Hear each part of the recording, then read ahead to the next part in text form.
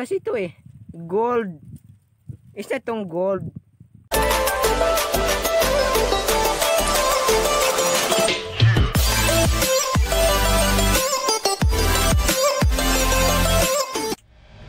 Nandito kami ngayon sa isang native na bahay.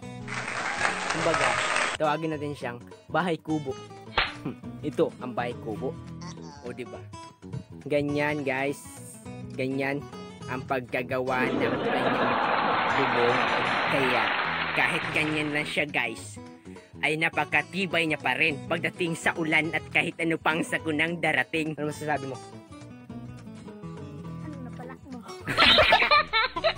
Wala siyang masabi. Wala kasing alam yan eh. Yan yung bubong. Oh, ito ang kwarto niya. Butas-butas.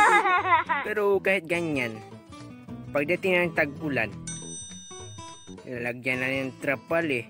Ayos na yan. Ano ba dapat sabihin? Para malaman nyo na rin. Ano ba talaga ang nais iparating ng aming... Ito ang isang pinamana ng aming ninuno guys. Pulsiras. Itong pulsiras na ito ay galing pa sa mga ninuno namin.